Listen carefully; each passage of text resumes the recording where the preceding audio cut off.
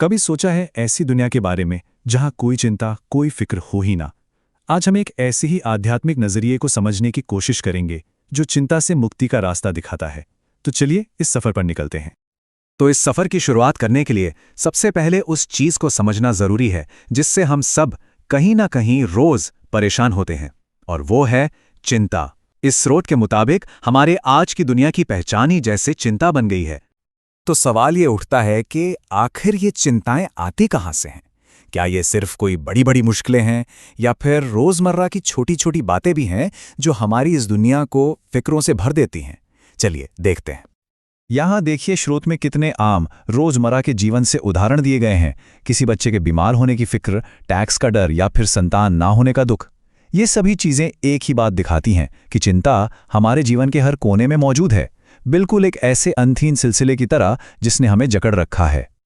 तो फिर इस इतनी बड़ी समस्या की जड़ क्या है?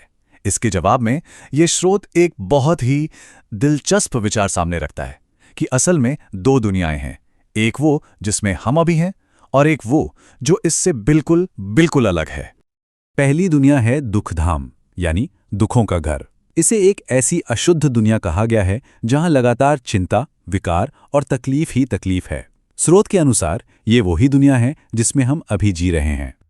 और इसके बिल्कुल उलट है सुखधाम, यानी सुख का घर। ये एक आदर्श, एकदम पवित्र दुनिया है जहां शांति ही शांति है और चिंता का तो नामो निशान तक नहीं। यही वो मंजिल है जिसे पाने का लक्ष्य रखा गया है। अच्छा, अब इस स्लाइड पर नजर डालिए। यहां इन दो दुनियाओं के बीच का अंतर बिल्कुल साफ हो जाता है। एक तरफ है दुखधाम, जिसे नरक भी कहा गया है। यहां आत्माएं अपवित्र हैं, ये रावण का राज्य है। और दूसरी तरफ है सुखधाम, यानी स्वर्ग, जहां आत्माएं पवित्र और निर्विकारी हैं। इसे शिवालय यानी शिव का घर कहा गया है। तो ये सिर्फ दो जगहों का फर्क नहीं है, ये चेतना की दो बिल्कुल अलग अलग अवस्थाएं हैं। तो फिर सवाल यह है कि इस दुखधाम से सुखधाम तक का सफर आखिर कैसे तय किया जाए? यहाँ पे स्रोत एक बहुत ही जरूरी, एकदम मौलिक बात कहता है। ये रास्ता किसी के आशीर्वाद का इंतजार करने से नहीं मिलता, बल्कि खुद ज्ञान हासिल करने और उसे अपनाने से मिलता है।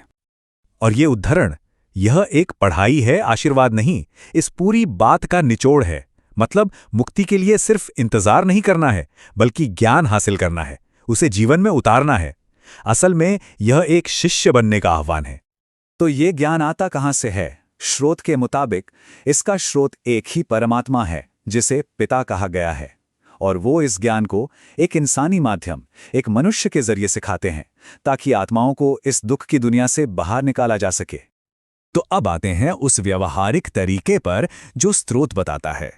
इसे याद या योग का मार्ग कहा गया है, जो आत्मा को उसकी अशुद्ध अवस्था से शुद्ध अवस्था में वापस ले जाता है। इस प्रक्रिया को ठीक से समझने के लिए पहले हमें पतित इस शब्द को समझना होगा। इसका मतलब है अपवित्र या गिरा हुआ। ये आत्मा की वो हालत है जब वो विकारों और कई जन्मों के कर्मों के बोझ तले एकदम दब जाती है। और लक्ष्य है पावन बनना। पावन का मतलब है पवित्र। यह आत्मा की अपनी मूल स्वाभाविक स्थिति है, विकारों और कर्मों के कर्ज से बिल्कुल मुक्त।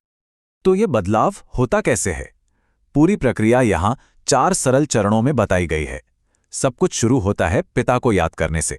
यही याद आत्मा को पवित्र करने की शक्ति बनती है, जिससे कर्मों का बोझ मिटता है। और इस सफर का अंत होता है सुखधाम, यानी उस प्यार के राज्य को पाने से। अब बात आती है व्यवहारिक जीवन की। इसके लिए स्रोत एक बड़ा कमाल का उदाहरण देता है। सलाह है कि नमक पानी मत बनो। जैसे नमक पानी में घुल तो जाता है, लेकिन अपना खारापन नहीं छोड़ता, ठीक वैसे ही आपस में झगड़ा या मतभेद मत रखो। बल्कि सलाह यह है कि दूध चीनी की तरह बनो। जब दूध और चीनी मिलते हैं तो वो एक दूसरे में पूरी तरह घुल मिल कर सिर्फ मिठास पैदा करते हैं। ये आपसी प्रेम और एकता की निशानी है। देखिए, ये दिखाता है कि हमारे व्यवहार में बदलाव लाना कितना जरूरी है। तो इस सारी पढ़ाई का, इस सारी साधना का आखिरी नतीजा क्या है? वो दुनिया आखिर दिखती कैसी है जहां कोई चिंता है ही नहीं? स्रोत के अनुसार ये प्यार का एक ऐसा राज्य है जहां कोई मतभेद ही नहीं है। इसलिए वहां के राजाओं को सलाहकारों की जरूरत भी नहीं पड़ती। जरा सोचिए, वहां सभी के चरित्र दिव्य हैं और प्रकृति में इतनी शांति है कि शेर और बकरी भी एक साथ पानी पीते हैं।